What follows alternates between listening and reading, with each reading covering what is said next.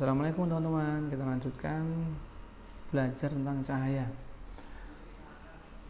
Sekarang kita akan belajar tentang cermin lengkung. Cermin lengkung itu ada dua, yaitu cermin cekung dan cermin cembung. Nah, kita lihat pertama kita akan belajar tentang cermin cekung. Bagaimana sifat cermin cekung?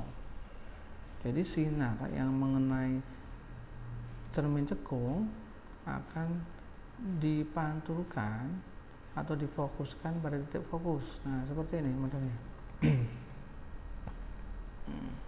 Ini.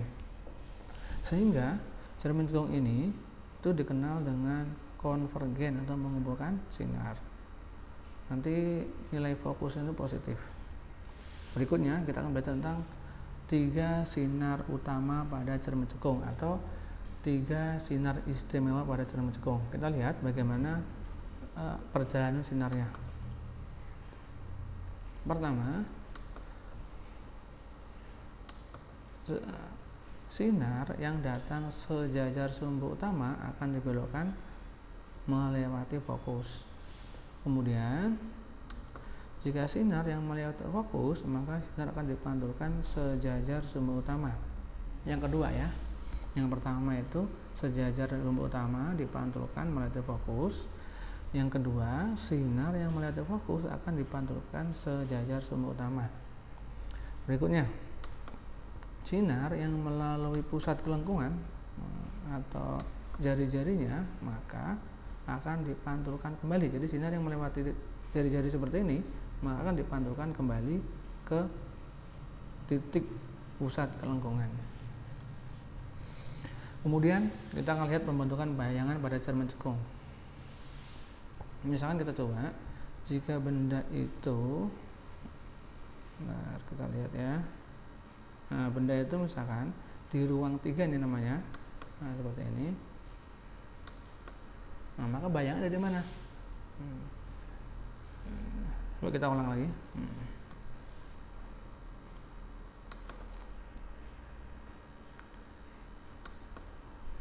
Jika benda ini namanya benda di ruang 3, kita menggunakan sinar istimewa yang pertama, sinar sejajar sumbu utama, maka akan dipantulkan menuju fokus. Kemudian sinar yang melewati pusat kelengkungan akan dibalikkan lagi ya. Perpotongan ini letak bayangannya. Jadi kalau benda di ruang 3, maka bayangan di ruang 2. Nanti sifat bayangannya itu nyata terbalik diperkecil. Kemudian kita coba lagi. Kalau misalkan bendanya di ruang 2, kita lihat dari ruang 2, kita lihat nanti bayangannya ada di mana. Pertama, menggunakan sinar istimewa yang pertama, yaitu sinar sejajar sumbu utama akan dipantulkan melewati fokus. Kemudian sinar istimewa yang kedua, sinar yang melewati titik fokus akan dipantulkan sejajar sumbu utama. Maka letak bayangan ada di mana? Nah, letak bayangannya ada di ruang 3, nyata terbalik diperbesar. Nah, sekarang udah ada 2 contoh. Berikutnya yang ketiga. Bagaimana kalau bendanya di ruang 1? Nah, kita lihat kalau benda di ruang 1, maka bayangan ada di mana?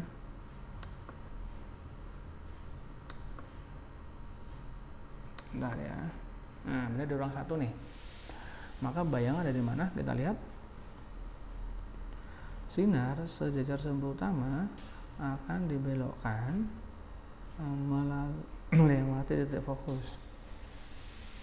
Kemudian sinar yang dari titik fokus akan dipantulkan sejajar sumbu utama. Maka letak bayangannya adalah di perpanjangan sinar pantul. Nah, di perpotongan inilah maka letak bayangan yang muncul. Nah, ini tanda putus-putus ini merupakan menunjukkan bahwa bayangan itu maya. Jadi hasil dari pembentukan bayangan pada ruang 1 adalah maya tegak diperbesar. besar. Kemudian yang terakhir coba kita ulangi, kalau misalkan bendanya ada di sini gimana ya? Nah, bendanya di jari-jarinya, di pusat kelengkungannya. Maka yang terjadi apa? Kita lihat, maaf.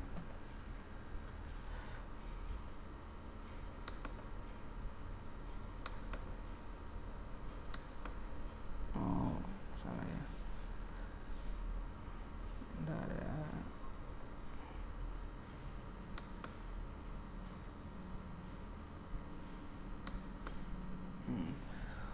Oke, untuk yang di pusat kelengkungan nanti kita akan coba di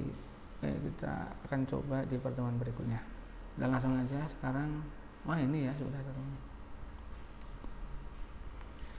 Nah, kita coba lagi.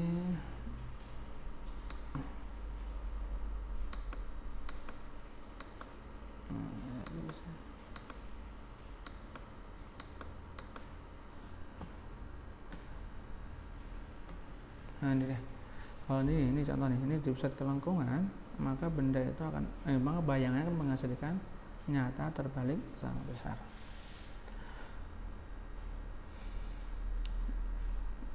Nah, supaya mudahnya, untuk memudahkan letak bayangan, kalau benda di ruang 1 maka bayangan di ruang 4, ya tegak diperbesar. Kalau benda di ruang 2 maka bayangan di ruang 3, nyata terbalik diperbesar. Kalau benda di ruang 3 maka bayangan di ruang 2, nyata terbalik diperkecil. Kalau benda di jari-jarinya atau pusat kelengkungannya, maka hasilnya akan sama, nyata terbalik sama besar. Kemudian sesi terakhir kita akan bahas tentang cermin cembung. Kita lihat hasil pemantulannya menyebarkan sinar. Jadi sinar cermin cembung itu dikenal dengan divergen atau menyebarkan sinar. Fokusnya bernilai negatif. Kemudian kita lihat sinar utama atau sinar istimewa pada cermin cembung. Jadi kalau sinar sejajar sumbu utama, maka seolah-olah akan dipantulkan dari titik fokus. Kemudian kalau sinar menuju titik fokus, maka akan dipantulkan sejajar sumbu utama. Jadi sinar yang seolah-olah menuju titik fokus, maka dipantulkan sejajar sumbu utama. Kalau ada sinar yang menuju pusat kelengkungan, maka seolah-olah akan dikembalikan ke datangnya sinar. Berikutnya kita lihat pembentukan bayangannya. Benda di ruang 4 nih ya. Kita lihat bayangnya di mana? Nah, ini sinar sejajar sumbu utama, maka seolah-olah dipantulkan menjauhi titik fokus. Kita lihat kalau sinar yang menuju titik fokus, maka dipantulkan sejajar sumbu utama.